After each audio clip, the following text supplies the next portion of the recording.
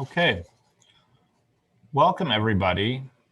My name is Simon Rabinovich. I chair the Holocaust and Genocide Awareness Committee that is responsible for the programming of Holocaust and Genocide Awareness Week at Northeastern University. And welcome to this, our final event of Holocaust and Genocide Awareness Week, timed to coincide with Yom HaShoah, Holocaust Remembrance Day, which is today.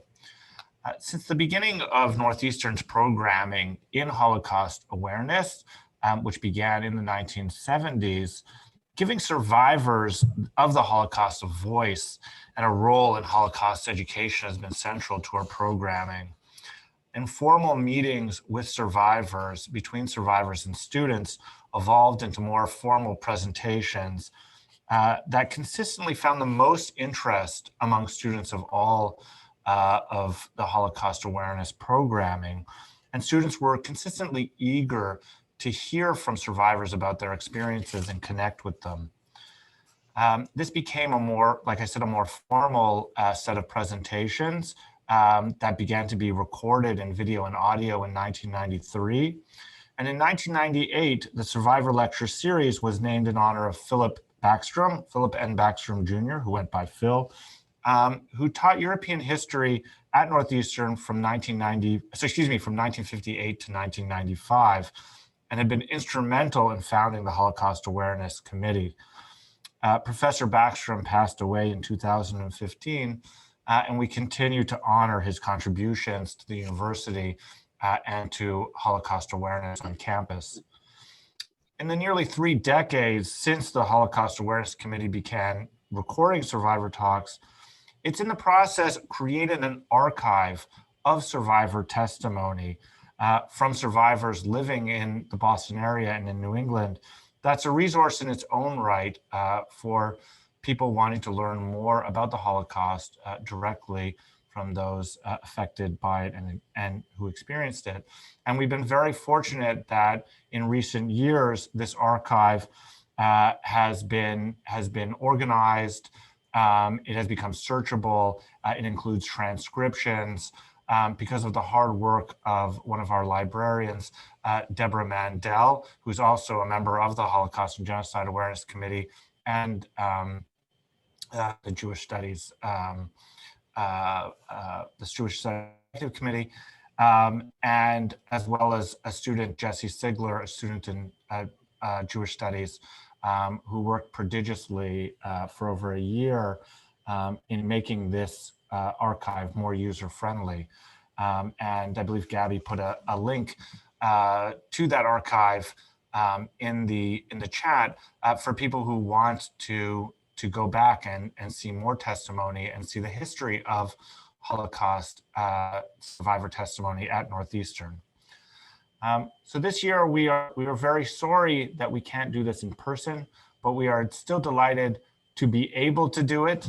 I wish we were serving you coffee. I'll have to just drink mine this way instead. And we're very thankful to for the people who can be here with us. Diana Backstrom, I know, is in the audience, and all of the Backstrom family. We're delighted for you to still be a part of Holocaust awareness programming at Northeastern. Our speaker, Esther Adler, of course, and her family. I'd also like to thank the Dean of the College of Social Sciences and Humanities, Uta Poiger, Gabby Fiorenza, and Deborah Levison for helping everything working everything out to work smoothly, and to thank Esther, myself personally as well, for her time in sharing her experiences with us. My final thank you goes to the person who is going to be responsible for introducing Esther. That is Lori Lefkowitz. She is Ruderman Professor of Jewish Studies. She also directs both the Jewish Studies program and the Humanities Center at Northeastern, both of which sponsor this programming. And I'd like to turn things over to her to introduce Esther. Oh, sorry, I did forget one thing. Before I do, if you have questions as you're listening to Esther and you don't want to forget them, you can write them in the chat and I'll come back to them after when we have our question and answer. Also, you can wait and do that after Esther's talk. But also, we're going to give people an opportunity to ask questions directly should they choose to do so. So all you have to do is write RTS, request to speak, in the chat. And then we'll have an opportunity to turn it directly to you to ask questions. I'll remind you again after Esther's talk, but I just wanted to let people know, for those who are wondering how they'll be able to ask questions. Now, Professor Lefkowitz, please.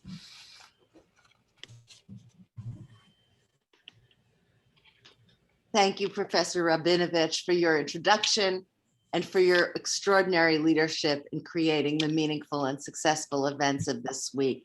It's really been just a privilege to work with you and our tireless committee, so thank you so much.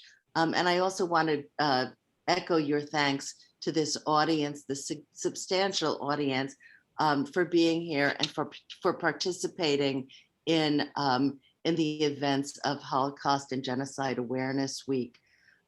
Because today is Yom HaShoah, Holocaust Remembrance Day, an International Memorial Day, I will ask your indulgence before introducing Esther Adler, as I take a moment to honor the lives of my father, who was liberated from slave labor in Buchenwald, and my mother, who spent her childhood in exile in Siberia and lived later for 3 years in displaced persons camp. In the spirit of Say Their Names, I honor the memories of my grandmother, Leah Lefkowitz, who was murdered in the gas chambers in Auschwitz with her own mother and 3 of her children at her side. My grandfather, Avram Lefkowitz, who died of starvation in Mauthausen, and my other grandparents, who between them lost parents, 10 siblings, their spouses, and their children in extermination camps. I read today that if we took a moment of silence for every victim of the Holocaust, we would be silent for 11 years. Esther Adler, our speaker today, is a living witness to that period of history.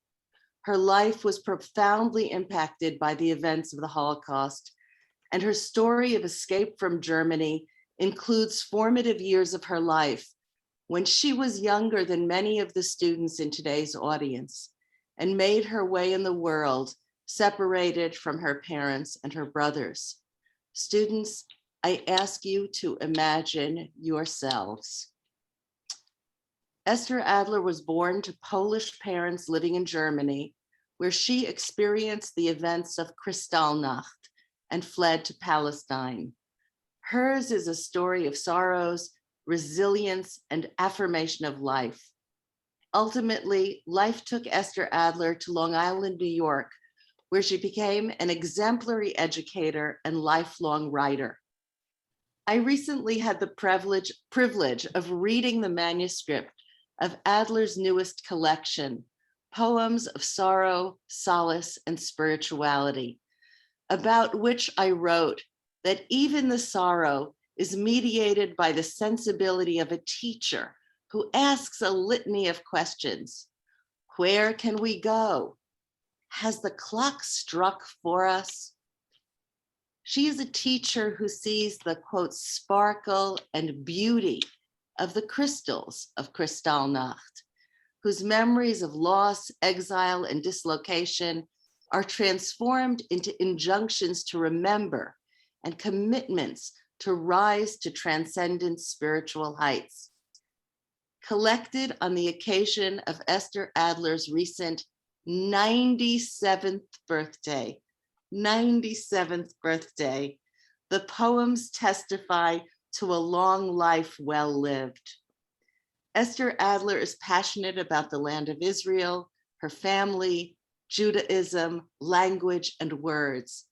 In her writing, she acknowledges every form of grief, only to rise up in celebration of life. In her words, quote, sounds of solitary sorrow succumb to sounds of serenity and succor. Celebrating the Passover Seder during the 2020 pandemic, Adler, who looks for blessings, was grateful for Zoom. Seeing Esther Adler on this screen, I am transported back to one of the stages on Esther Adler's journey, well more than a half century ago. Can hardly believe I'm saying that. Well more than half century ago, Mrs. Adler, as I called her then, was my teacher in the 3rd and 5th grades. She taught me Hebrew, liturgy, and Bible, skills at the foundation of the teaching I do here at Northeastern. I introduced Esther Adler with the awe and gratitude due to a gifted teacher, acknowledging that good teachers are among life's best blessings. Please join me in welcoming Esther Adler, and I'm only sorry we can't hear your applause. That's okay. So I want to thank you for the introduction. First, Professor Rabinovich, Shimon, and Professor Lefkowitz, and whatever she said when we met a long, long time ago is really true. And it was amazing that when I came to Canton and I went to the synagogue around the corner and I found out who is the rabbi, Leonard and Laurie. And I could not believe it. But here I am. Now I'm here to speak to you about my life. I want to start by telling you that I don't like to use the word Holocaust. I like to use the word Shoah. And the reason is that Holocaust comes from a Greek word that means a burnt offering. And while unfortunately it's true that many, many, many of our families were burned, at first gassed and then burned, I still don't like that term. In Israel, they use the word Shoah. And Shoah, and I'm going to tell you exactly where it's being used in our writings, and so that we can find the word Shoah used, and it means like a catastrophe, a terrible happening, a destruction.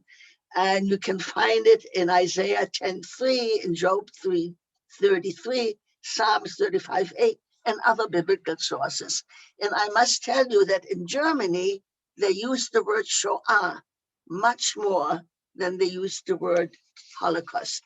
But inadvertently, even I use it. So this is number one. Number two, the question of who is a survivor. And I want to tell you a story so you know how I feel about it.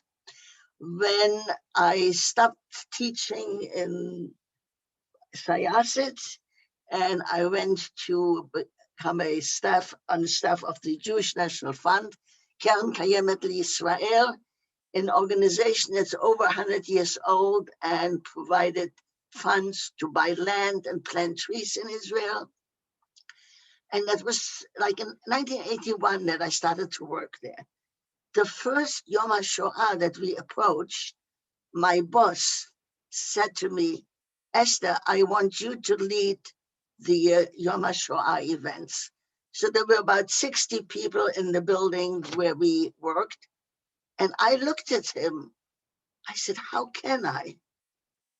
I'm not a survivor. Because I felt such awe, and I still do, of people who were in concentration camps, in labor camps, who were in Europe during the war years, which I was not. And I said, I can't do that. But in time, Yad Vashem said that anyone who has lived under Hitler's regime is entitled to the name or to the designation survivor. So here I am. And as I reflect on the years that took me from Germany now into the United States, I have to tell you, as Laura was hinted before, that to separate from family and to be on your own is really a tough time very, very often because you are without family. You grow up and you don't know, is that how life is and where will it take me? So I want to start with the fact that was mentioned before that my parents had come from Poland to Germany. Well, why did they come there? And when did they come? They came after the First World War, where my father served in the Austrian army because Galicia was part of the empire, the Habsburg Empire. And he came, like many others from his shtetl or other little villages, to find a better way of earning a living. That's number one. Number two, also, while the pogroms in that period weren't common anymore, but there were from time to time still attacks on these little shtetls where the people lived.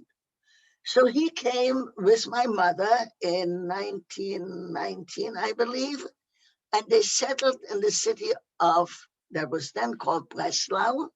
Now it's part of Poland, so it's Wrocław, but I will refer to it as Breslau. And I want to give you a little bit background of the city so that you know that I feel very grateful to have been in a city where there were many Jewish institutions and a kihila, a community that really took care of us the best they could under the circumstances. Because this is very, very important because it gave me strength and it gives me security. So sometimes people ask me when they meet me or when they ask me to speak, from what age was I aware about Hitler? And my answer is from a very, very young age. They asked me, did you discuss it with your parents? Obviously, it affected at one point our daily life, and you couldn't help but talk about it. So my parents were Orthodox people, very observant, and they were among the founders of the Jewish Day School in Breslau. And that was a very, very important institution because all of us who attended that school felt secure. We felt that we were getting a good background, even though I have to tell you that we were taught in Ashkenazis, the old-fashioned way of Hebrew. But in Breslau, there was also a wonderful rabbinical seminary where many, many rabbis from all over Europe came and trained. And as the years went by and we were more aware of Hitler, I wanted to learn Sfaradit, the way it's being spoken it was then Eretz Israel, the land of Israel. So after my school was over, I enrolled at the seminary and I learned Sfaradit. And by the way, that reminds me, when I came to teach in the Midway Jewish Center, they didn't speak, but the prayers were in Ashkenazis. And after a few months, I timidly asked our principal, would you mind if I teach it the way it's spoken? And he gave me that permission so that I taught Sfaradit. Some of the other male teachers who were yeshiva teachers may not have liked it so much, but they had to adjust to me. Well, and I think it was important because it was during this time of Israel. Anyway, so my father, when he came, I assume, because I remember the street where my brothers and I was born, I was the third child. It was in the old city of Breslau, which means that the homes were okay, but not very fancy. And there was a river surrounding the old city. And after the river, there was a park also surrounding the city, and there were benches.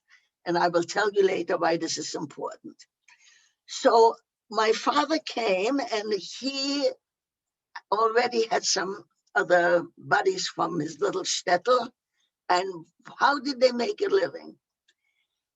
They didn't come with money. And so if you have learned American history, so you also know that the Jews in the United States, when they came, they were peddlers. They went from one place to the other.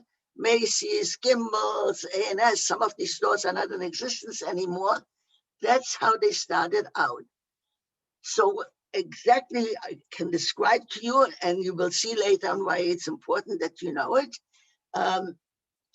My parents went to the apartments where they knew that German laborers worked. There were no credit cards in those days. So the only way that they could purchase things, items, clothing, even furniture, was if they got the opportunity to pay it up every week, every 2 weeks, whatever the agreement was done. So this is what my parents did. My father, my mother, they worked very hard. And in not too long a time, because I remember moving from one apartment to another one in a different house. And of course, this area was totally inhabited by Jews, and mostly, I guess, from Poland. There was the butcher, there was the baker. It not only one shul, 1, 2, 3, 4 shuls, whatever you wanted. But they felt that we needed to move out of this area. So we moved to a little nicer apartment, in a larger apartment. And when school started, obviously my 2 oldest brothers started before me. But before they started to go to the Radio Schule, the Jewish school, they went to Cheder. And the difference in age between the oldest and the second is about 1.5 years. So the second one went along with the oldest one because he wanted to learn too. And not only did he want to learn, he became the Wunderkind of the city of Breslau. Very, very bright young man. So we moved into a larger apartment, and school started for me finally too. Now in Germany, I'm not so sure they still do it. But what they did for the first day of school, you got it was made out of cardboard in the form of a cone. They called it an Ostertüte, an Easter bag, because school started in Germany in those days on Easter, not like here in the fall. So I remember my father taking me by my hand and taking me to the school. And at that time, the school where we later on went and had that wonderful building was not quite finished. So we went to a temporary place, and I started school. And in that bag, of course, there are all kinds of sweets to make you feel good that you are away from your parents. And I met other children. And don't ask me how and why, but from the very beginning, I was aware that there's a difference between children of parents from Poland and Germans. And again, I'm saying it because you will see there is really also, because there was a difference in our approach, how to get out of Germany. So there were the Polnische Kinder and the Deutsche Kinder. So I was well, my parents spoke German because it was the part of Austria. They spoke Polish and they spoke Yiddish, of course. And I made it my business. Nobody knew about it, but I made a promise to myself that my German will be better than any other kid, so that they will not say that this is a Polish Jewish kid. It's strange that there should have been such a separation and to make a difference between that child, but that's how it was. But the school was great. And the first years were in that other place. And then I went to the Redegestrasse, and we had classrooms. We had a courtyard where we could go out during recess. And it was, I loved going to school. I wasn't always behaving that well, I have to admit, but that's okay. Children are permitted to do that. I mean, I just like to tell funny stories, and so that wasn't always appropriate. And the worst was I didn't like to wait till the teacher called on me. I went out. All right, that was me. So the first years were relatively peaceful. And my parents had somebody, a maid, a sleep-in maid, because they both went out to business and somebody had to be there. And remember, that's a long, long time ago. There were no washing machines, there were no dishwashers, and all that work had to be done. But now I also want to tell you that I never in my life in those days had a non-Jewish friend. Never. It just didn't work out, because we spent the day in school, and on Shabbat, every Shabbat afternoon, we had belonged to a Zionist organization because my parents were Zionists, and I dreamt about that country even when I was a little girl. And I don't know, I had never seen a palm tree in my life, but I always had this vision of a blue sky and palm trees. And that was my love and connection to a country that I had not seen but known about. Because we, on Shabbat afternoon, we met in a building that was established by the Kila, by the community, just for young people from different youth organizations, because there were the Werkleute who were, not religious, the Habonim, many different Zionist groups, but they were all given a space in that building to come on Shabbat or on Sunday to learn and to get together. And I cannot forget that Shabbat afternoon, when we finished with our storytelling and it was about to get dark, Shabbat would be over soon, we had Havdalah, marking the difference between the Sabbath, the holy day, and the weekday, singing not Israeli yet, but Hebrew songs, Zionist songs, and then dancing. And I know that this made a big impression on me, because I always, as I said, always loved that place. Now, when you ask me, how come that Hitler was so successful, right? And when did we find out about it? I think about it and realize that he was in power only 12 years, from 1933 to 1945. Can you imagine what that man did in those 12 years? It's just unbelievable. But why did he succeed in getting such a following in Germany? Because it was after the First World War, which the Germans were defeated, and the Treaty of Versailles, which said that the Germans are not permitted to have an army. They're not permitted to have weapons. And unemployment was unbelievable. It was really, really bad. So here came this man, and he had a terrible voice. It scared me every time I heard him. And by the way, when he spoke in Breslau, there were loudspeakers in every corner on the streets. So you couldn't escape his voice. You heard him. So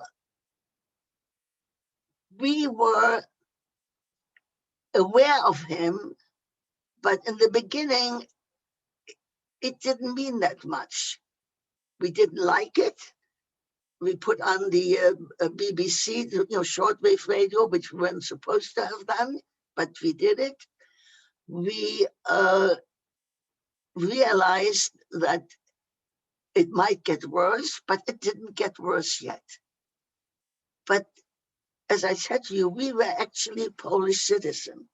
And in Germany, unlike United States, children born to Polish parents also have Polish citizenship.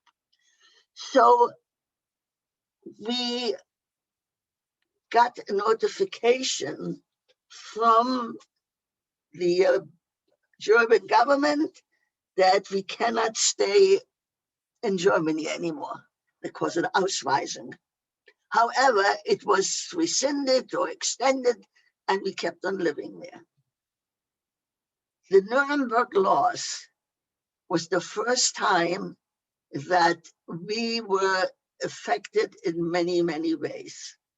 I mentioned to you before that park that was around the city where Shabbat afternoon we liked to go as children. And my mother liked to sit there with her friends, talk about politics, about Hitler. And then a law came, said, you cannot go to some of the parks, only designated ones, and only sit on designated benches. My brothers, like all kids in Germany, boys in Germany, played soccer. They loved playing soccer.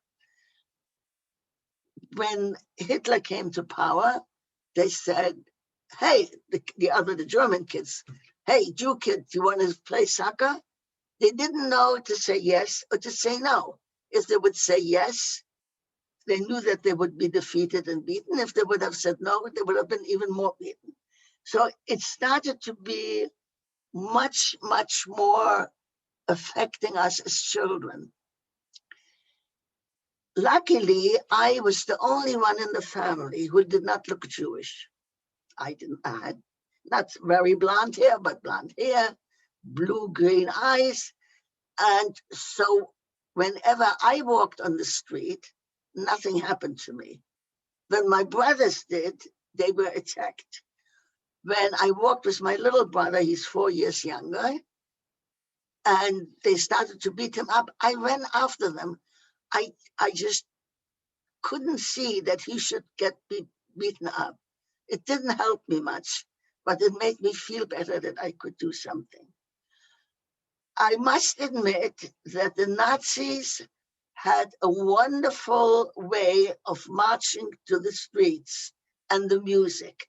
And as a child, I was really fascinated with it. And I found myself sometimes walking with them, which was, of course, until I realized I should not have done that.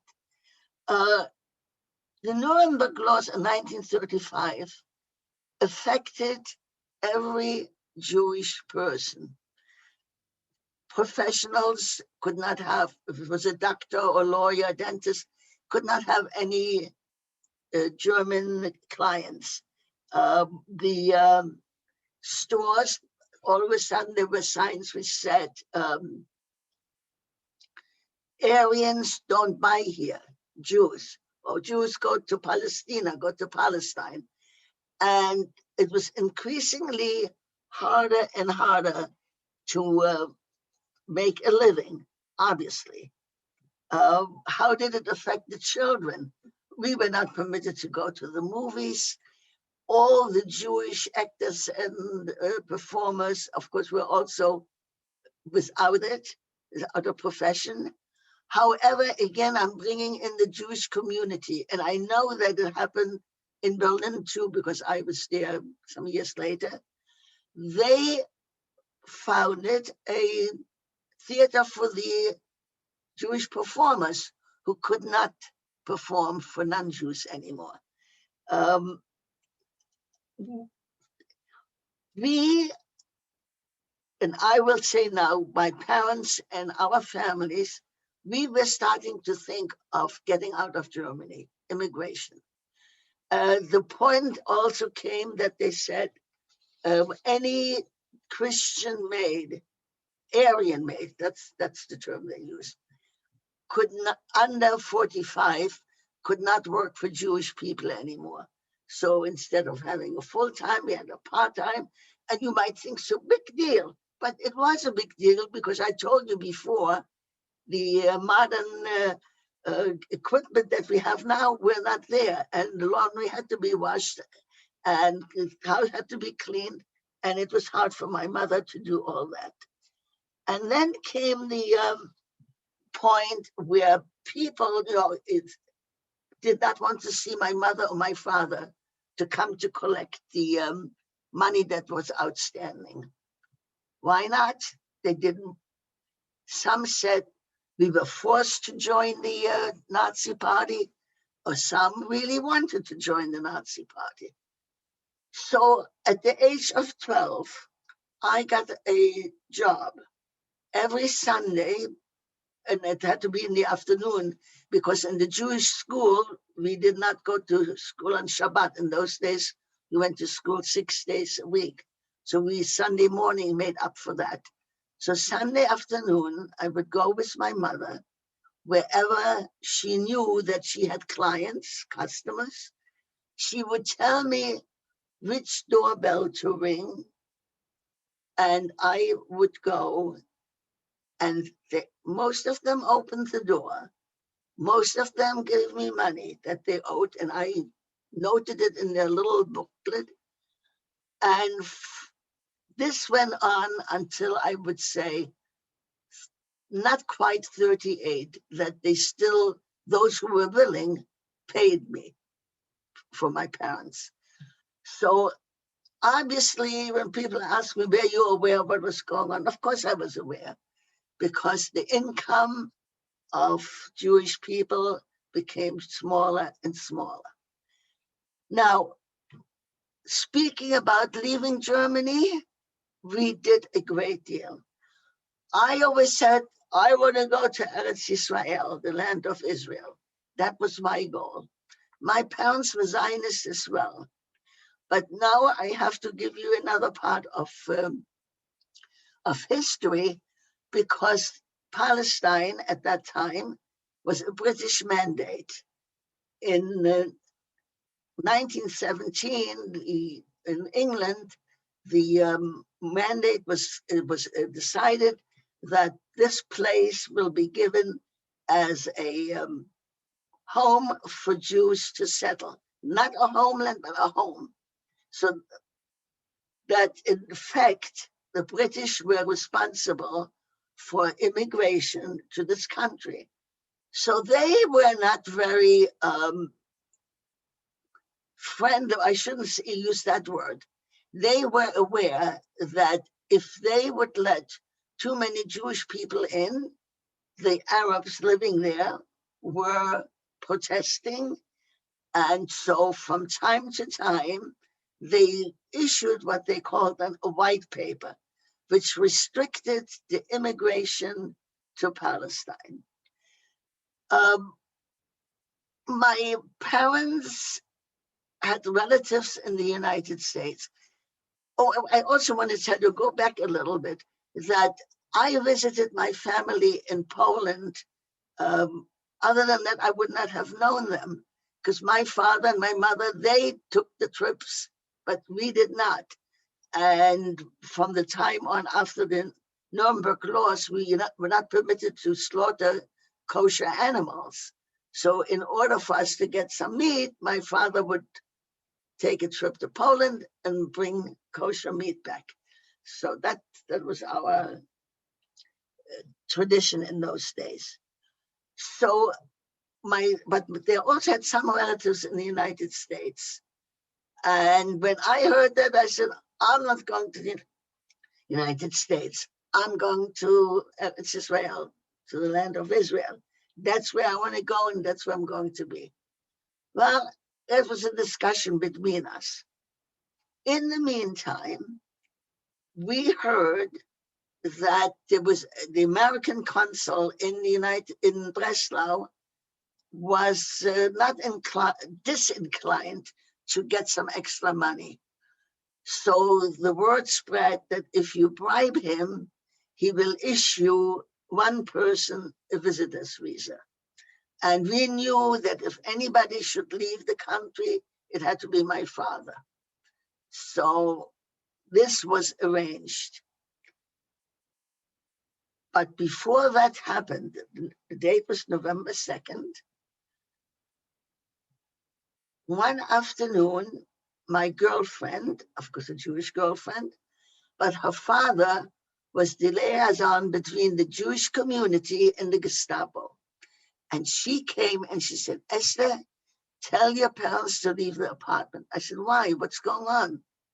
They're going to round up all the Polish Jews and send them back to Poland. I said, what? She said, just go. So I ran upstairs. We called up our families, friends, and said, get out of the apartment. So where did we go? We all went to the Polish consulate. But because the Polish consulate, the territory of a consul is like the territory of the country that he represents. In this consulate, there were 3 rooms. They were full to, you couldn't fit another person in. And we stayed there until night. It was a Thursday night. We stayed through the night, but the next day they wouldn't permit us. There was fighting. So what could we do? I called up one of my teachers from school.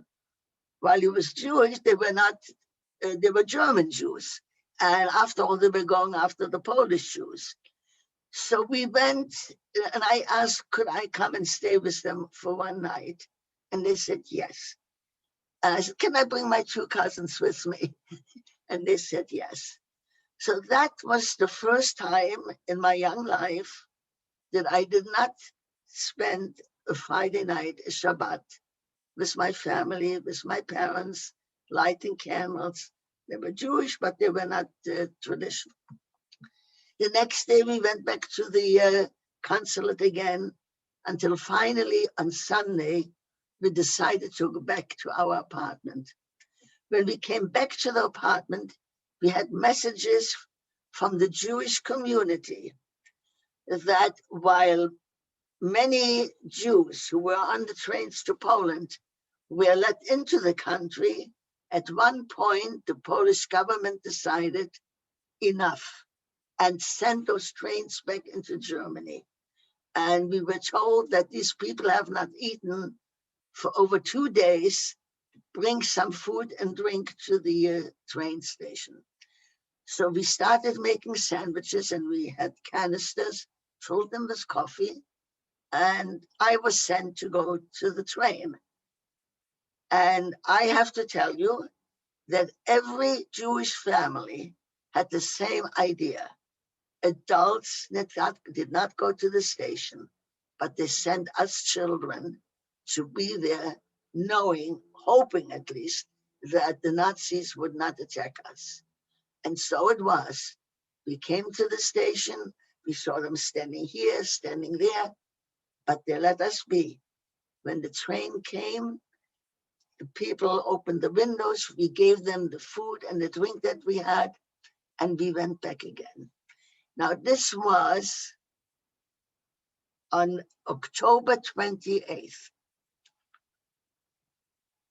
On November 2nd was the day when my father left for the United States as a visitor, on a visitor's visa.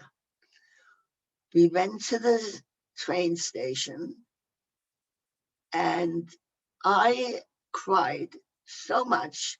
I can't say that. But at that point, that was the most terrible thing that could have happened to me, to have to say goodbye to my father. Because he was a Kohen, a family of Kohanim. So I remember when I was little, they said, they don't want a girl. Only boys really count as a Kohen. But it didn't turn out that way. My father was very close to me. He taught me my first prayers every morning when I was little. He put me on a chair and he combed my straight hair, and I had to say Modi Ani, Mode Ani. So there was such a strong bond that I did not want to let go of him. But an aunt who was there, because my mother was traveling with him to Hamburg, where the ship was, disengaged my fingers and said, Esther, come, you'll sleep with us today. All right. So I had to go back. And then when my mother came back, now it's November 2nd, remember that, we went back to our apartment. November 9th, now it was my 3 brothers and I and my mother. We lived in an apartment building on a main street on a corner. On the ground floor was a store that had housewares and furniture and all that kind of stuff. And it was owned by a Jew. In the middle of the night, we woke up screaming, crashing, breaking of glass, shouting. We had no idea what it was. So we finally put the curtains aside and looked down, and we saw that they had rammed and broken all the windows of the store and looting and screaming. Again, we had no idea what it meant. And so my mother said, you know, children, they may come and pick us up. And she gave each one of us some money. The next morning, early, the bell started ringing. And those were friends of my brothers. Those, you know, they were like my brother, 17, 18, 19 years old, who were German Jews. And they came to ask if they could stay in our apartment, because by that they already realized that they came and picked up German Jews, and we didn't know what was happening with them. And then the phone rang, and the relatives called up and said to my mother, send Esther out to find out what's going on. And the reason being that I didn't look Jewish. So I put on my coat. It was November 9th. It was cool. I didn't even question, why are you sending me? Oh, isn't it dangerous? It was my job, and I went. I didn't have to go far. Near, so let me tell you a little bit about this city. I told you there were about 125,000 Jews there at one point. There was one synagogue. It was called the Storch Synagogue, the Stork Synagogue. It had been built in 1820 some, I think, and it was modern Orthodox. From the time I got to be 12 years old, I didn't want to go to the little synagogue where my father went because it wasn't nice enough. Every Sabbath morning, I came to a corner, I met a friend and my cousins, and we went to the Storch Synagogue. And I did that every Shabbat. Now, a little secret, because the girls had to sit upstairs. I could look down at the boys. So that was one of the reasons too, I have to be honest. So anyway, the Storch Synagogue was at a distance from where we lived. But near us, about 20 years after that synagogue was built, also in the 1850s, they built which they called Liberale Synagogue, or what we would call now the Reform Synagogue. That was not far from us. And as I walked on the street, I could smell burning. I could smell burning parchment papers. And from a distance, I only could see, and I didn't want to go there. I knew better than to go close to it. But I realized that that synagogue had been destroyed. I went on my march, and wherever there were Jewish stores, I saw the same thing, that the windows were broken, they were looted, and that's it. There was nothing there to report that was positive. And I also started to see that police or plainclothesmen had a Jewish man in between them and walked them somewhere. I had no idea where to, because the concept of a concentration camp was not part of my vocabulary. But I realized later, studying history, that they did have a few already established in around, or not far from this city. So I knew it's not good. It looks very bad. I came home, I told my mother and my brothers, I said, we have to get out of here. I said, if they destroyed that synagogue, who knows what happened to the Star synagogue? In the rabbinical seminary, it was near there too. So my decision from that point on was even more urgent to get out than before. But I want to take you back to the affair of the Polish Jews being rounded up and sent back. The reason for that was that the Polish government all of a sudden decided that if you have a Polish passport, you're a Polish citizen, and have not lived in this country for 5 years, we will take your citizenship away and you'll be stateless. When the German government heard that, they said, what? We don't want to be stuck with all those Jews, those Polish Jews. And that's why we were sent on the train and gone back to Poland. At that time, there was a young man in Paris. He was the son of Polish Jews. That's like I was the daughter of Polish Jews. He was a little older than I am. He had not heard from his parents for a number of days, and he became frantic. His name was, I'll tell you in a minute. Anyway, so he went to the German government, to the German consulate, and he shot one of the German people working there. And they say that he died later on, I'm not so sure. But Heschel Greenspan later on became the official excuse why November 9th, Kristallnacht, as it became known, happened. That it was in order to, it was a spontaneous outbreak to take revenge because the German diplomat was killed. But that's nonsense, because it was very well planned. It took place in every city, in every village where Jews were living, and then the next day in Austria as well. I can tell you that my husband's family, from his mother's side, had lived in a small village.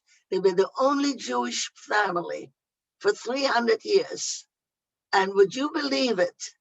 The Gestapo knew that Hermann Adler, the Jew, lived there. They came and picked him up, and he was sent to Buchenwald, to one of those concentration camps. It's amazing how thorough they were. They did not forget anyone. Coming back to our situation, so we were here the next day, and of course we heard that the school is closed, nothing is working anymore, that the seminary was attacked and partly destroyed, and the Stor synagogue, we didn't know for sure what was happening. And I said to my mother, this is it. I'm going to Eretz Israel. I'm going to the land of Israel. Let me just say Eretz Israel. Remember that I mean the country that's now Israel. And I went to the offices of the Zionist organization. I was 14 years old then, 14 and a half. And I said, I have to go out of this country. I have to go to Eretz Israel. And they looked at me and they said, so how old are you? I said, 14 and a half. They said, come back when you're 15. I said, really? And the reason for that is that there was a Zionist organization, and it was founded by the wife of a rabbi in Berlin, Resha Freier, who already in the 30s, like 34, 35, organized groups of children and sent them to Eretz Israel, where they were sent into a kibbutz, which is a collective village, or to some other schools that were established. And their schooling was guaranteed for 2 or 3 years, depending where they went. And that was called Aliyat Noah, Youth Aliyah. So that's it. I kept on going back there and nudging them. And finally, on my birthday, I said, okay, I'm 15 today. You can't tell me anymore not to stay here. So they looked at me. There was a woman, and she said, Esther, how fast can you go to Hamburg? I said, tomorrow. And the story was good for me, happy for me. But some other child, I don't know who it was, who was supposed to have gone the day before, because you had to go for 4 weeks to preparatory camp before they decided that you're fit to go to Eretz Israel to live without your parents. And so one child had gotten sick. I never knew who it was. And so they sent me, they gave me his or her place. And I ran home. They already called my mother. The next day, I was at the same railroad station, and I didn't cry. I did not cry. I knew I was going somewhere that might get me closer to my dream. I traveled to Hamburg and then to another smaller place. And this camp were about 30 youngsters between the ages of 15 and 17, because that's the age group that they took to send to Palestine. And we learned some agricultural trades and half a day schooling, because most of the kids did not know Hebrew like I did, didn't have the same background, which was really to my advantage. And so I stood there and I enjoyed it. I loved being with young people. And I had not only the advantage of having a good background, but I had been able to get a Polish passport. This half year between Kristallnacht and my 15th birthday, I had acquired a passport. And I had taken it with me.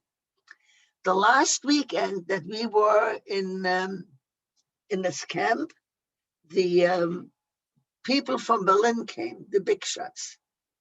And I really didn't speak enough about Kristallnacht, but I will read some poem for you later on. And they came to get an evaluation of every youngster. So I took my passport and I approached one of the big shots. I don't remember who it was. And I said, I have to get out. You have to take my passport, because my family, we have an Ausweis, we can't stay anymore here. And I really, really want to go. And he took my passport. So when I went home the next day, I said to my mother, you'll see, I will be going to the land of my dreams. While I was in camp, my oldest brother went to England, also to a Zionist organization arranged camp where they helped the British in agriculture. My second brother, the Wunderkind, he still was able, because he skipped classes, so he finished school, but he could still go to this youth aliyah to Eretz Israel. So he had left. So it was only my mother and my little brother. The papers came and I was to leave April 1. There was a lot of packing and purchasing and packing. And when we went to that same train station, I cried when I said goodbye to my mother and my little brother. But once I was sitting in the train and I realized where I was going, I was a different person. I knew that I escaped, and I didn't really realize how horrible it's going to be, but I left, and so I was happy. And that takes me now to Eretz Israel and to the times that very often I said, so how would I have acted if I would have been with my family? What would I have done this way or that way? So there were many moments that I was unhappy, lonely, lonesome. I think that's the word. But one thing was better than anything else. From the time I was a little girl in Germany, we had a teacher, his Jewish history teacher. When he taught us Jewish history and all the tragedies, he would have tears in his eyes. He was so moved by that. And when he spoke about the Kotel Hamaravi, the Western Wall, Kotel in short, that remained from the Holy Temple, it was something that he implanted in me, that I knew I had to see that Kotel Hamaravi, that Western Wall. And here I ended up in Jerusalem, where that Holy Temple once stood. Every Shabbat morning, Sabbath morning, I went to the synagogue. In the afternoon, I took off by myself and I walked to the old city to see my beloved Kotel. I can't begin to tell you what it meant to me, but it was something that just fulfilled me.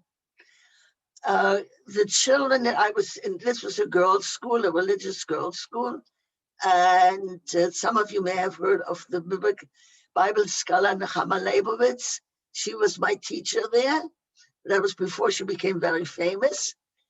And so the 2 years I chose to learn agriculture as my main, just in case I become a chalutza, a pioneer. And for half a year, we had to learn everything, how to iron, how to cook, just so that we would be able to make a living. Because at the ripe age of 17, I had to make a decision. What am I going to do with my life? And it was at that point that I realized more than ever before what the responsibility it is. My father had come to the United States, but obviously he came without means. My mother and my little brother were fortunate enough that my oldest brother could send him papers to come to England. And so they left 2 months before the war. So that one brother was also in Eretz Israel as I was, but he was in a kibbutz, in a collective farm. I was in a school. So they said, so Esther, what do you want to do? I said, I want to be a teacher. I always wanted to be a teacher. This is amazing because some of my composition books survived, and I have them in German. But I said, I want to be a teacher. Now I want to be a Jewish Hebrew teacher. And then I said, but who will give me a position? This is how you lived under Hitler. When people ask me, did I know what was going on? Of course I knew what was going on. Life every day became more threatening and more despair, really, because what are we going to do? It took the German Jews much more time to realize that they have to get out than we, because I suppose because there had been so many pogroms in Poland and in Russia, I don't know how to explain it, but it was just a different approach. And one of the tragedies of that whole period is that very few countries said, yes, come, we will accept you. We had the papers to come to the United States. Had we waited as a family for that, we would not have made it, because that was such a long wait until our turn would have come. So I had no choice. I said, okay, since my parents had no money for me to go to school, I had no choice. I said, okay, I'll do the second best. I'll become a chalutza, a pioneer. I'll go to the land, and that's where I work. And so it happened. I have to tell you one other thing that, I told you the brother above me was in Eretz Israel as well. For almost over a year and a half, we did not see each other, because the time that he came, that I came, was the time that in Hebrew they call it moraot, in English your unrest, where the Arabs attacked the Jews attacked the Arabs, the Jews and the Arabs attacked the British. It was a terrible situation. So since I was a ward of youth aliyah, they did not want to give me permission to travel unless somebody accompanies me. So one time in 2 years, I met my brother in an aunt's house in Ramat Gan, where they had managed to live there. And that was so emotional. I cannot forget that. I looked at him, and he had changed, for a young man he left, he was just 17. I said, is that my brother Max? In German, we called him Max. There was Mordechai, and they called him Motke. But the connection between us was very, very strong. So he was in a kibbutz, and I started out in a small group of young people. Now, you also, to teach you some history, after the war started in Europe, the aliyah, the immigration of people from Europe to come to Eretz Israel dwindled, because they didn't get permission to go out. There was the illegal immigration, aliyah bet, which means that they were smuggled out and came as illegal ships. And the kibbutz where I at one time lived was near the Mediterranean. So at night they would be picked up, brought to our kibbutz, and the first thing they did, take off the clothing, and we gave them clothing like everybody else in the kibbutz was wearing. So it was a time of danger and a time of hope, but a time also of great worry. I want you to know that when I finally came to a kibbutz, well, that's a long story and I don't want to go into that, but my brother sort of kidnapped me. He said, the truck is coming to Haifa, he'll pick you up and you'll stay here for a weekend. But he never let me go back. Would you believe that? My own brother kidnapped me. And so we were living in that kibbutz, and many of them were just established overnight. If I had 10 days to talk to you, I would explain that to you. They established walls and watchtowers so that to be protected from the Arab attackers. And those were kibbutzim, that's the plural, the settlements where many, many young people were needed. So we were sent from one to another to fill out and to do our obligation, which we did. In 1942, Gabby, now I want you to show this Hebrew writing. I guess you heard me. All right, look at this. This is something that I wrote when I was, let's see, 18 years old, no, 17, 18 years old in 1942. And we were living in the country. The war was going on. And by the way, many of the Jewish young people volunteered to the British Army. And I was so upset because somehow we learned more about what was going on in Europe than in other countries. I think in the United States too, the government or some of the government knew what was going on, but they did not want to share it with everybody. So, wait a minute, I have it. You want to know what it means, right? I have a translation. Aren't you lucky? But I didn't even know that I had brought it with me to this country, because when I came here finally, I came as a visitor. I had no intentions of staying here. But I'd like to read this to you because it shows you how I felt. Okay. These are days of war, days of destruction and slaughter. But we are so removed from the events in the world. We read newspapers, we hear the radio.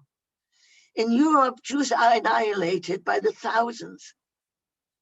Jews are annihilated. Are they not our brothers and sisters, mother and father? And what do? We read the paper, we listen to the radio. Now, why do we not raise our voices? Why do we not rise up against these evil deeds? Our lives are quiet and tranquil. And are we indifferent, unmoved? Fear grips my heart. Are we devoid of feelings that we do not grasp the magnitude of the tragedy in the world? Or perhaps we're so cynical that we know. Why cry out and shout? What can we change? What powers do we possess?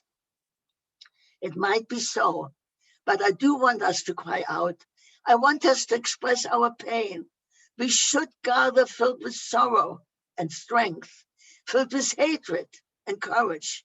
Let us be strong and courageous. Why should we always think and not feel? The reality is bitter. To our greatest sorrow, there's really very little in our power to help. Our hands are tied. But at least let us show that we are alive, that we feel the agony of mankind. Let us demonstrate our sorrow and our thanks. For I fear that we might forget that we have feelings. We might forget that we also have strength. These are days of turbulence and turmoil for mankind. One must destroy and demolish that new life can spring forth, more beautiful, more meaningful, more satisfying. And if our relatives, our loved ones are killed and trampled upon, are we not their heirs? We must bear witness, for we know about it. We must not only take our place in life, but we will fill their place too. Awesome obligations are placed upon us. No, let me not say obligations. Life challenges us to live. Then why is life so quiet, so tranquil? Will we know the value of life before we are tested, before we are prepared to give our life for others, for the eternal life which devours the life of the individual, for the betterment of mankind? Let us be strong. Let us be true to ourselves and not ashamed. In time of happiness, let us rejoice. In time of affliction, let us feel pain. And against injustice and inequity, let us rise up and revolt.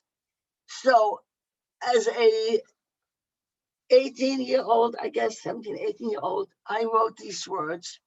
And you can see that while I thought for many, many years that I'm not entitled to be called a survivor, I suppose I'm entitled to it because our life was terrible. And you know, I want you, this, by the way, this is the book that I recently wrote poems about sorrow, solace, and spirituality. And while my son Andy, who was sort of the producer, he was very, very sensitive. He took the Hebrew lettering from what you saw, and put it on the cover of the book. So how much time do we still have? Well, I'm wondering if we may, first of all, this has been so engrossing. I mean, time has flown by because it's really I realize that. so incredible to listen to your story. And I would add that you are very much a survivor, as I think we can all attest. But I would love, if you don't mind, I know you would, we would like to hear from you and from your poetry reading. But I would like, if you don't mind, if we could turn to students, just give them an opportunity. Yes, that's more important. Ask questions, and then we could return to that. Right. Okay, go ahead. As a closing, maybe.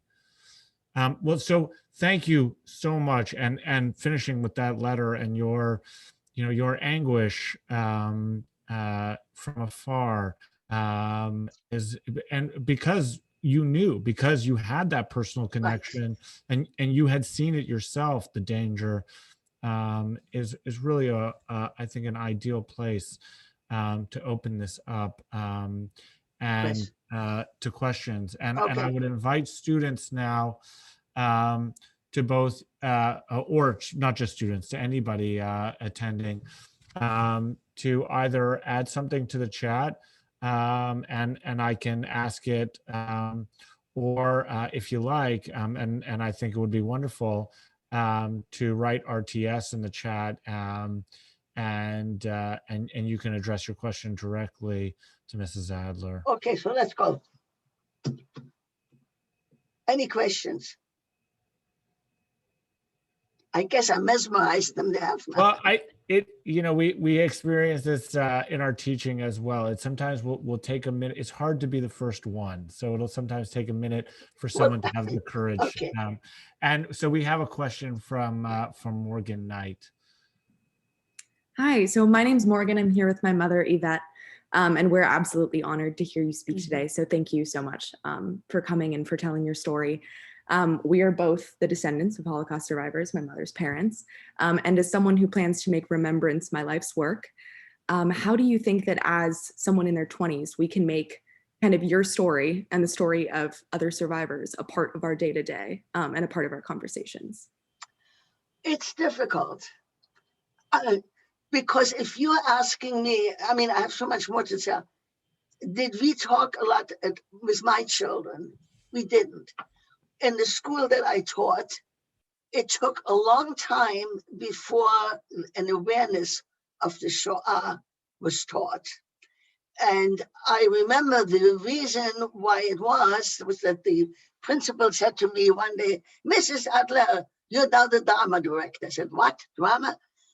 We started a drama club, and I didn't like any of the plays. So what do? I write my own. And one of the plays I wrote was called Lech Lecha, go forth. Those are the words that God said to Abraham, get out of there and go somewhere else. And I felt that I had those courage. I mean, in the play, there were two girls, my best friend and I. And while I had the courage to leave, she did not. And when the play was performed, the parents were so, and the children, excited.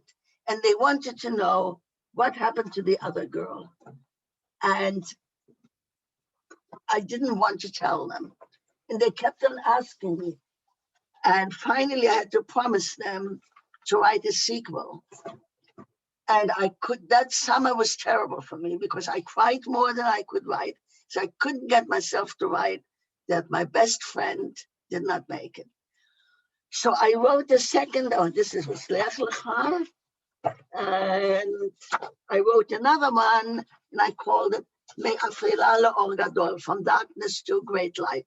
See, the Hebrew is in my head all the time, so I always used it as title, but the English, it was in English. And in that play, I did not make her parish. She just was in a camp. She hidden by a German family. And a few years later, over here actually, I once reflected on this and I wrote the novel, Best Friends, a Band That Survived Hitler. Because again, it was very hard for me to, to let other people know how it feels. But I have one suggestion. Did you ever hear of, or I don't know how many, about the March of the Living? Well, that's an organization that started in 1900. They took young people, 5,000 young people in this country from all over the world. And we met in 1992. I was one of the leaders representing Jewish National Fund. And we met in Poland for 1 week. We went to all the concentration camps. And this is really what entitles me more to feel that I'm not really a survivor because what I saw there.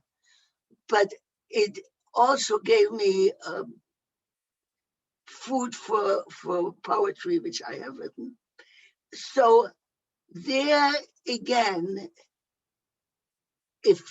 and last year they didn't go, this year I don't think they're going. But once it's instituted again, I would urge any young person to do that kind of a trip, because you spend 1 week in Poland, Yom HaShoah, a Holocaust Day, and then you go for 1 week to Israel for Yom HaAtzmaut, for Israel Independence Day. It is an experience that no young person would ever forget. So that's one good way. The other way, it's really hard because, like you mentioned before, there are too many survivors who are not with us anymore. And so the best way is to speak to survivor, or or come to a place where somebody is speaking. But I understand that you have a library of all these, right? Of all these talks that you had. Yes, we do. And this one, of course, will be archived as well, and will be available to the public. And what's his name?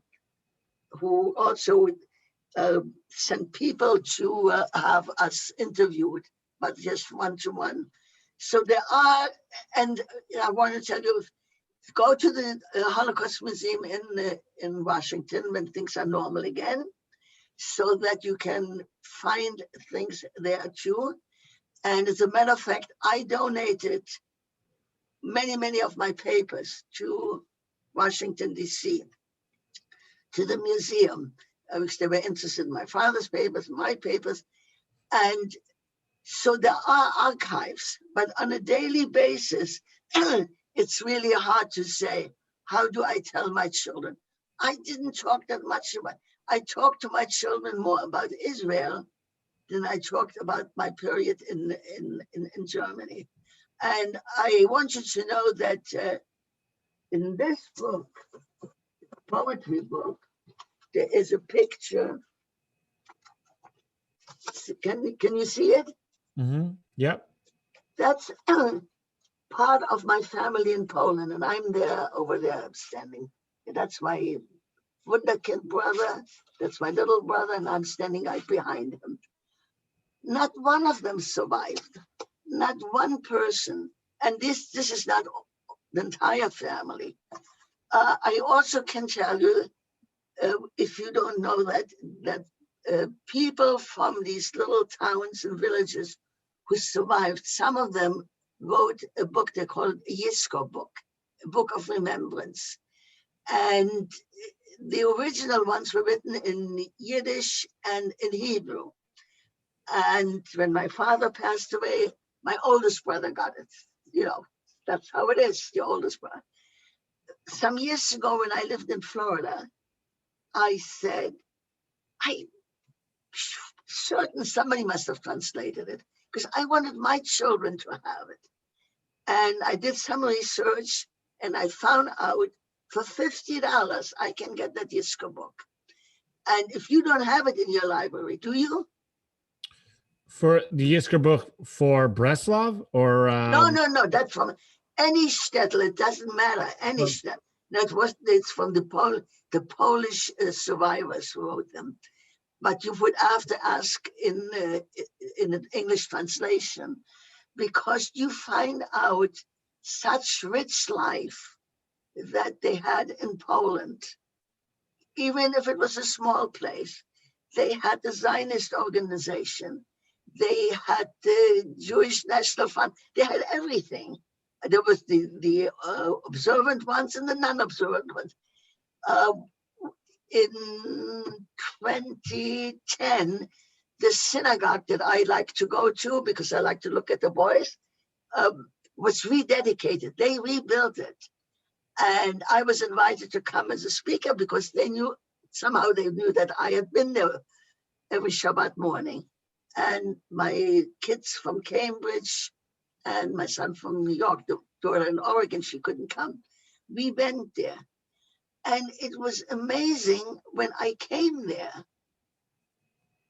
Actually, at a previous visit, I saw the school that I went to is still standing. The orphanage that we had is still standing. The Jewish hospital is still standing. It's now Wrocław, but it's there. When I came, I was invited again because I was in a documentary. We had the Jews from Breslau. And I came back there for the filming. And so they said, they took every one of the protagonists on the film to a place that they had a connection. And for me, it was the seminary, the synagogue, the school. And they didn't tell me. They took me, and I thought we would be in the courtyard. They said, no, Esther, go in. And I opened the door, and it says in Hebrew, Misrad, which means office, Kita Aleph, Kita Bet. I said, what? That's a Jewish school? Can you imagine that? And I have pictures of that too. So I came in there, and there were kids. They didn't know any English. I didn't know any Polish, but the teacher knew English. So she translated it between me and the children. They could sing Shalom Aleichem. They could sing L'cha. It's amazing. Are all the children Jewish? No, they're not. Why are they going there? Because it's a private school, and so it's a better school. Okay? Yeah. All right. No, Okay, so go ahead. I saw a question that said. Yeah, no, first I just want to turn to Professor Lefkowitz, who had a question Okay. To ask you. Mrs. Adler, this is an extraordinary, and I know that everyone on this Zoom call, and certainly the students, are in awe of your energy, your powers of articulation, the power of your story.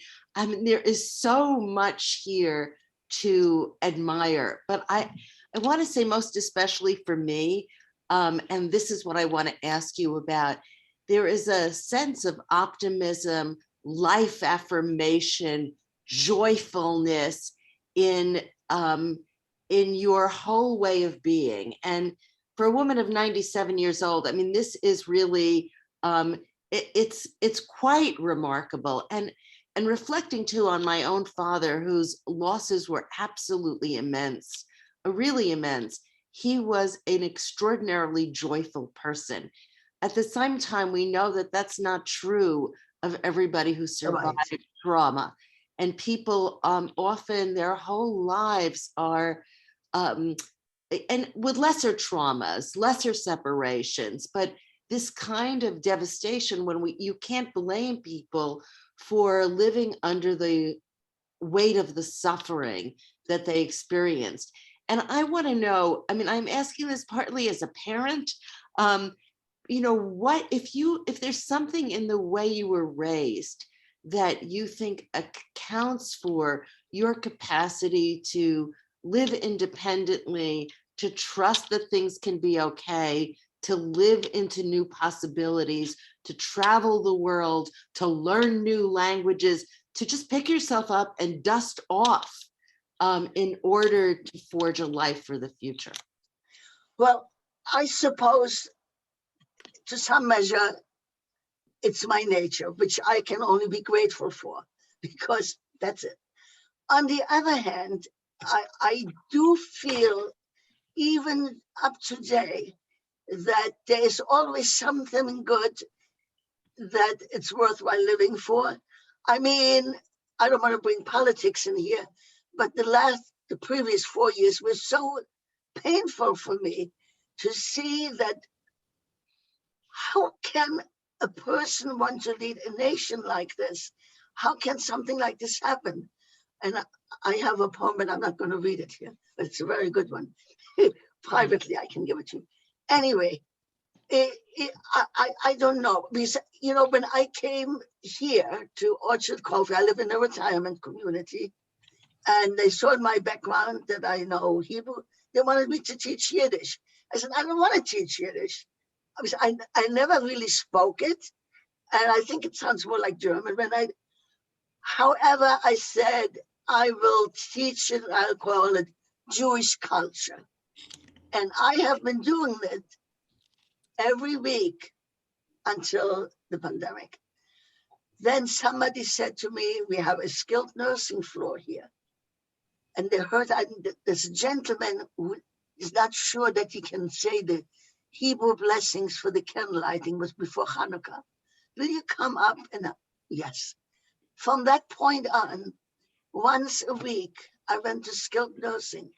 I could develop a curriculum for them. I don't know what will happen to it, but I went up, I got them to participate.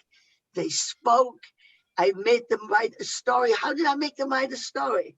Because I will give them the background. Let's say it was the July 4th, was not only a Jewish matter. I said, well, whose parents came from another country? They raised them. They spoke, I wrote it down. I went home, I typed it, and I gave it to them. So I just, I guess basically I'm a positive person. Basically, I'm a person who always thinks and has something to talk about. I don't know. It's just in me, and as long as I can do it, I will do it. It's quite inspirational, I want to say. As you mentioned, I mean, many of us feel traumatized or feel upset or feel anxiety about much lesser suffering, and sometimes it's really important to get perspective from somebody as inspirational as yourself. So what I think I'll do is there are a couple of questions in the chat I didn't get to, so I will consolidate those into one question. Okay. And then I thought maybe since there was a poem that you were going to read, we can yes, I'd love to conclude with you reading your poetry. What's the question? So there were two questions. One was about your age. I think they're sort of related. Your age as these events began to develop, and I guess the answer, it depends on when. Right. When we are talking about, but essentially, I suppose, what is the scope of your age range as we're that I was in Germany. I was born there. Yeah. And I left in 1948. In 1948, when no 39 to 38, I'm getting there. In 1938, it's 1938 was Kristallnacht. In 1939, April 39, I was 15 and 1 month old. Mm-hmm. I lived in Eretz Israel for 9 years until I received a letter from my parents that my mother's very ill, which she had been in Germany already. I should come and help. So I came here on a visitor's visa. I had no intent of staying here. And so I was at that time 20 some. So now I'm really 97 years old, believe me, because this is the birthday present from my children, and especially Annie and Andy, the two A's. And so you have time for one poem, or you have another question? Yeah, and just the last question was about, I guess, the source of your devotion. It was a very difficult decision to make, and one that you reflected a deep devotion to move to the land of Israel when you did at just 15, and you wanted to go earlier, of course. Yeah. So the question was about the source of that devotion, rather than to go To to the United States. Yeah. Well, again, I have to give credit, A, to my parents, B, to the Jewish community in which I lived. The school was so supportive. I can tell you that when Hitler, let's say like after the Nuremberg laws were in effect, and I guess some people realized year after year that there is a very limited future. Nobody could imagine what happened. I mean, that's beyond description, but that we might have to leave. So the school rented a plot of land, and for Saimark, you got a little bed, and I could go there and plant seeds and flowers to prepare me if I ever come to my beloved country. There were people who were tradespeople, and they taught boys something. So I can only say that with all the unhappiness or the feeling of loneliness, the truth is, and I don't know if all my children are listening, if they're, but they can hear it later. When my kids got to be almost teenagers, I said, how do I know how to deal with them? I had never parents when I was a teenager, and that was truly a challenge for me. So I just had to find a way out. But I suppose the urge to continue living, to continue being productive.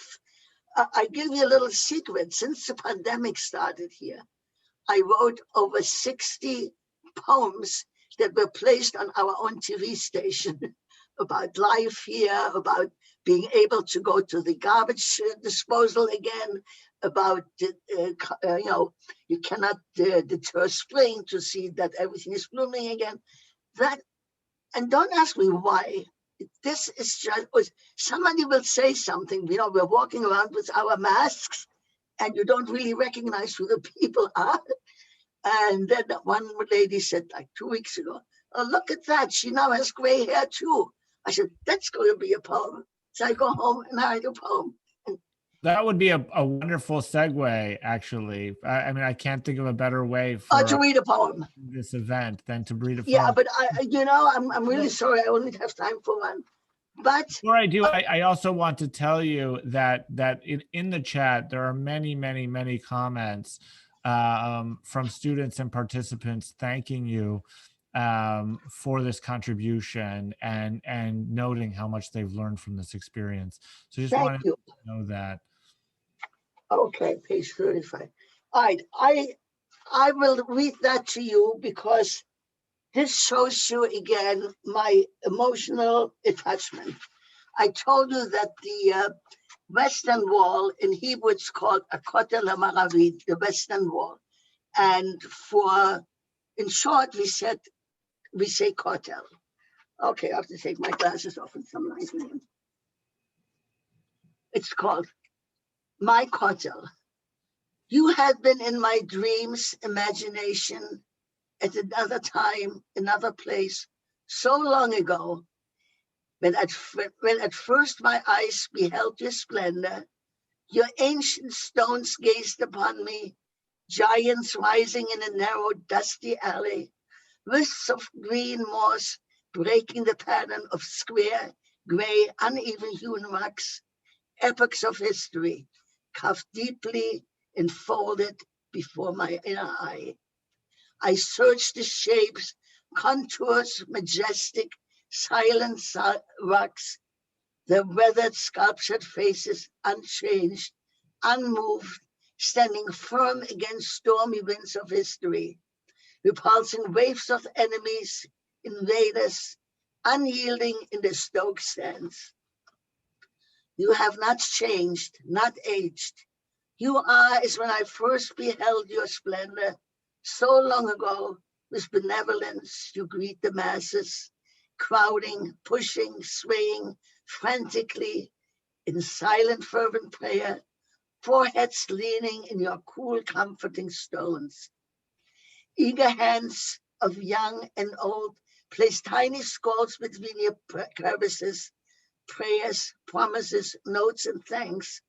You, mysterious source of hope, strength, witness to our people's glory, weeping at our people's fall. As for me, should my feet not ever again stand near your hallowed grounds, nor caress you, nor even face you, rising from a now wide open space, paved square, no longer intimate, so unlike the coddle of my youth. Your ancient stones, silent as ever, are in my dreams, etched in my heart forever.